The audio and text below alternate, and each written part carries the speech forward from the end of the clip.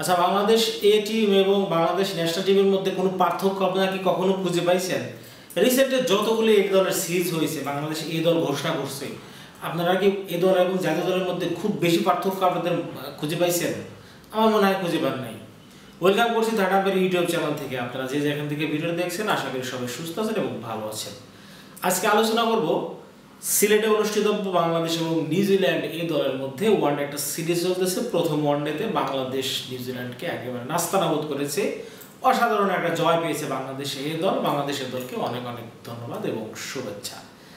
আসলে এ দল নিয়ে আমি কেন আলোচনা করছি? এ দল নিয়ে আলোচনা করার একটাই কারণ, আসলে এ দল এবং বাংলাদেশ জাতীয় দলের মধ্যে পার্থক্য আমি খুব একটা খুঁজে পাই না। নিউজিল্যান্ডের এই টিমের যারা আজকের এই খেলাটা দেখছেন, নিউজিল্যান্ডের এই টিমের কয়জন প্লেয়ারকে আপনি চিনেন বলেন তো?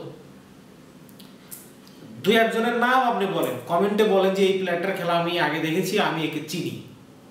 বলেন তো, চিনেন না। হয়তো আপনি একজনকেও চিনেন না। আমি যেরকম একজনকে মনে হয় সম্ভবত হালকা পাতলা, এই যে পাকিস্তানের মোহাম্মদ আব্বাস না কি জানেন, আমি আপনাদেরকে দেখে বলছি নামটা। নিউজিল্যান্ড এ মোহাম্মদ আব্বাস রিসেন্ট ইনি পাকিস্তানের সাথে সম্ভবত একটা টি-20 সিরিজ খেলছিল।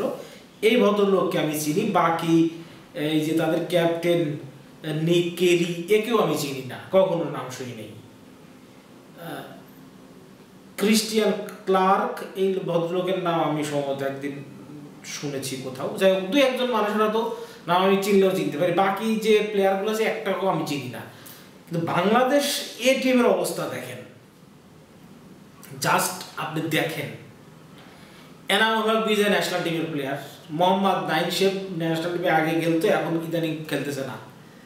পারভেজ হোসেন ইমন রানিং প্লেয়ার, কিছুদিন আগেও টি-20 দলে খেলছে। নুর হাসান সোহান রানিং প্লেয়ার, মোসাদ্দেক টিমের বাইরে শুধু আছে। মাহিদুল ইসলাম অঙ্কন রানিং প্লেয়ার, টেস্ট ক্রিকেট খেলছে। শামীম হোসেন, তানভীর, শরীফুল, এবাদত, খালেদ আহমেদ সবাই রানিং প্লেয়ার। আচ্ছা, এই প্লেয়ারের বাইরে এ টিম মানে কি? যে প্লেয়াররা পাইপ লাইনে আছে, এরকম প্লেয়ারই তো এ টিম। এদের হচ্ছে ন্যাশনাল টিম থেকে বাদ পড়ছে, এরা এদেরকে এই টিম মনে করে। ইন্ডিয়া, ইংল্যান্ড, অস্ট্রেলিয়া এই টিম গঠন করে, আমরা চিনি না তাদেরকে, দেখি না। তো যাই গেল অবস্থা। আপনাদেরকে স্কোরটা একটু জানাই। আজকে যে খেলাটা হয়েছে বাংলাদেশ এবং নিউজিল্যান্ড দল আগে ব্যাট করে 147 রান করে 10 উইকেটে। তাদের মধ্যে বলার মতো স্কোর সর্বোচ্চ রান আসছে হচ্ছে আপনার ফক্স, কি নাম, ফক্স ক্রফোর্ড, তিনি 64 বলে 72। বাকি হচ্ছে রয়েস মারিউ, ইনি 51 বলে 42 করছে, আর সবাই যাওয়া আসা করছে। বোলিংদের মধ্যে আমাদের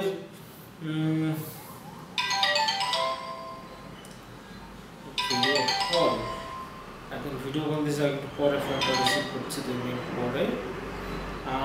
মোসাদ্দেক উইকেট পায় নাই, তানভীর 3 উইকেট নিয়েছে 10 ওভারে, খালেদ 3টা নিয়েছে, শরীফুল সবাই ভালো বল করছে 110 রান। জবাব দিতে নেমে বাংলাদেশ 27 ওভারই ম্যাচ জিতে নিয়েছে।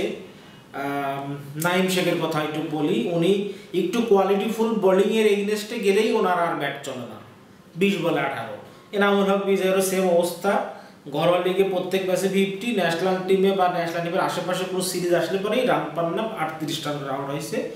অঙ্কন ভালো খেলছে, আর আমাদের নুর হাসান সোহান 26 বলে 20। এই হচ্ছে অবস্থা। 27 ওভারই 3 উইকেট হারে ম্যাচ জিতে গেছে বাংলাদেশ এ টিম।